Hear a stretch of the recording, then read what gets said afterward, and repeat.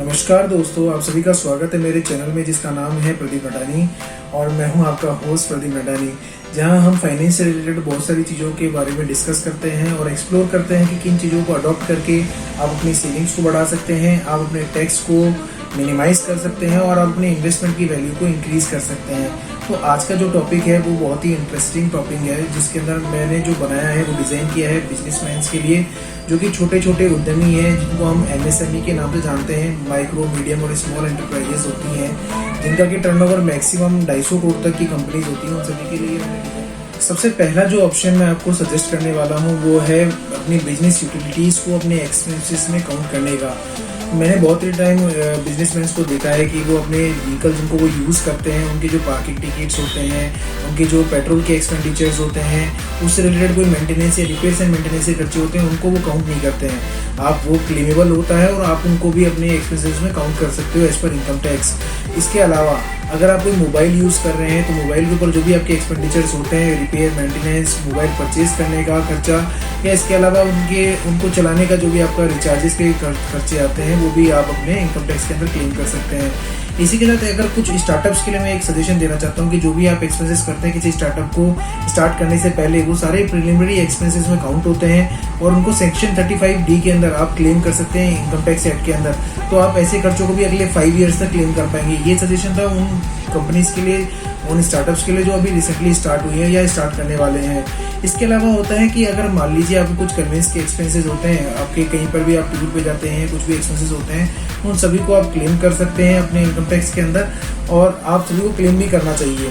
फिर आता है कुछ आपके रेगुलर एक्सपेंसेस होते हैं। अगर सपोज अगर मान लीजिए आप अपना ऑफिस जो रन कर रहे हैं वो अपने होम से कर रहे हैं, तो और उसमें कुछ इलेक्ट्रिसिटी के एक्सपेंसेस आप इंकर करते हैं, तो वो इलेक्ट्रिसिटी के एक्सपेंस जो आपकी होम का है वो भी आप क्लेम कर सकते हैं अंडर इनकम टैक्स और under your taxation benefits. Because आपने एक ऑफिस जो रन कर रहे हैं अपने घर से, उसके लिए जो इलेक्ट्रिसिटी का यूजेज हो रहा है वो एक क्लेमेबल एक्सपेंस है। अब आते हैं अपने सेकेंड ऑप्शन। अब मैं आपको बताऊंगा कि पॉइंट नंबर 2, जिससे कि आप अपने इनकम टैक्स का जो लोड है, अपने इनकम टैक्स जो आपका आ रहा है उसको आप कम कर सकते हैं। आप एक बिजनेस रन कर रहे हैं और अपने बिजनेस के अंदर आप अपने फैमिली मेम्बर्स की और अपने इमीडिएट फैमिली ब्लड रिलेटिव्स की उनकी आप मदद लेते हैं, तो आप उन सभी को आप अपनी अकाउंट से सैलरी दे सकते हैं। अब जो कंपनी का अकाउंट है उससे आप उनको सैलरी पे कर सकते हैं, और वो जो उसको एज ए एक्सपेंस भी आप अपने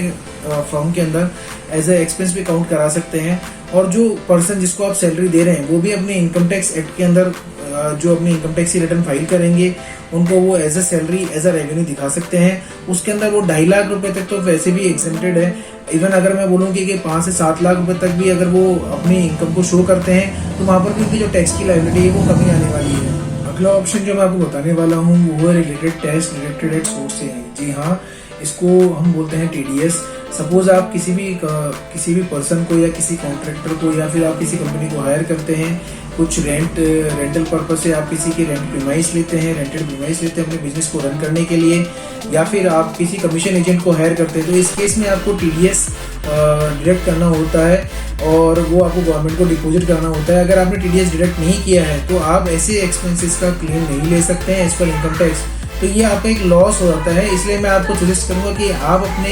एक्सपेंसेस के ऊपर TDS जो भी एलिजिबल करते हैं उन पर आप TDS डिडक्ट कीजिए। इसके अलावा दोस्तों, अगर आपको मैं ऑप्शन बताऊं तो आप अपने जो आपकी इनकम होती है उसको आप डोनेट भी कर सकते हैं। देयर आर स्पेसिफाइड फंड्स जिसके अंदर अगर आप डोनेट करते हैं तो आपको इनकम टैक्स के अंदर वो एज ए एक्सपेंस एडमिसिबल होता है और आपका जो इनकम टैक्स बनता है वो कम बनता है। जैसे कि अगर मैं बात करूँ PM रिलीफ फंड की, अगर उसके अंदर आप फंड्स डालते हैं या किसी रजिस्टर्ड पार्टी, पॉलिटिकल पार्टी के पास आप डालते हैं, चैरिटीज करते हैं, तो उसके ऊपर भी आप इनकम टैक्स का बेनिफिट ले सकते हैं। इसके अलावा एक बहुत ही इंपॉर्टेंट चीज़ मैं आपको बताना भूल गया पहले, जैसे कि अगर सपोज मैंने आपको बोला था कि आप अपने किसी फैमिली मेम्बर को सैलरी देते हैं तो वो भी एक एक्सपेंस में काउंट होता है, और आप 5 या 7 लाख रुपए तक सैलरी दे सकते हैं। इसके अंदर आप एक कैलकुलेशन और कर सकते हैं कि अगर आपके फैमिली मेम्बर के पास कोई और इनकम टैक्स का बेनिफिट भी है, सपोज उन्होंने कोई होम लोन ले रखा है जिसके ऊपर वो इंटरेस्ट और प्रिंसिपल का क्लेम ले रहे हैं, तो आप उनको सैलरी ज़्यादा भी रेमिट कर सकते हैं। आप उनकी जो सैलरी है उसको इंक्रीज कर सकते हैं, उस सैलरी को 10-12 लाख रुपए तक ले जा सकते हैं, सो दैट कि आपका जो फर्म के अंदर टैक्सेशन है विच इज़ फॉलिंग अंडर 30% वो रिड्यूस होके उनके पास आ जाए, जो कि आपके फैमिली मेम्बर है, जो कि आपको बिजनेस में मदद कर रहे हैं। और उनका जो इनकम टैक्स बनेगा वो 10 to 20% या 15% के बीच में फॉल करेगा। तो इस तरीके से भी आप अपने इनकम टैक्स को मैनेज कर सकते हैं। जी हाँ दोस्तों, अब last but not the least मैं आपको एक बहुत ही गोल्डन रूल बताऊंगा कि आप वो भी अडॉप्ट कर सकते हैं अपने इनकम टैक्स की लायबिलिटी को कम करने के लिए। इसमें आज मोस्ट ऑफ द कंपनीज जो अगर मैं देखता हूँ तो वो अपने मार्केटिंग के अंदर जो एक्सपेंडिचर्स करती है वो अभी तक ट्रेडिशनल मेथड्स के अंदर ही एक्सपेंडिचर्स करती है। मैं अगर आपको सजेस्ट करूं कि आपको डिजिटल मार्केटिंग, जो कि एक बहुत ही नया सब्जेक्ट है, नया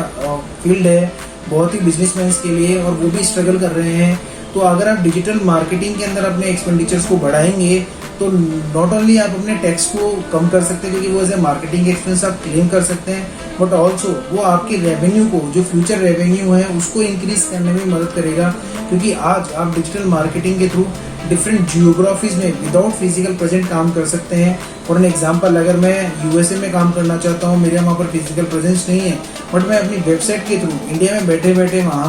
वहाँ के जो कस्टमर है उनको अपने प्रोडक्ट के बारे में बता सकता हूँ, अपनी वेबसाइट को इतना ऑप्टिमाइज कर सकता हूँ कि वहाँ से मेरे पास लीड्स जनरेट होना स्टार्ट हो जाए, और मैं अपना एक एक्सपोर्ट का बिजनेस भी बना सकता हूँ जो भी प्रोडक्ट आप सेल कर रहे हैं। तो ये एक ऐसा नीश है जिसमें मैंने देखा है कि मोस्टली जो ट्रेडिशनल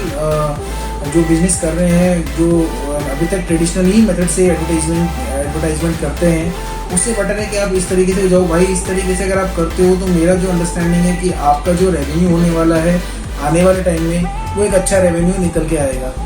तो इसी के साथ मैं अपने वीडियो को समाप्त करता हूँ और आशा करता हूँ कि मैंने आपकी बहुत सारी जो क्वेरीज होती है रिलेटेड बिजनेस, जो आपके एक्सपेंडिचर्स होते हैं उनको क्लेम करने के लिए, इनकम टैक्स से कुछ बेनिफिट्स के लिए आपको सॉल्व किया होगा। इसके अलावा भी मैं आपको फ्यूचर में और वीडियोस बनाने वाला हूँ जो कि आपको इनकम टैक्स से रिलेटेड, जो आपके लोन्स एंड फाइनेंस से रिलेटेड होंगे, वो सभी आपको मदद करेंगे। तो आप मेरे वीडियो को सब्सक्राइब करना ना भूलिए और बेल आइकन पे जरूर क्लिक कीजिए। Thank you very much.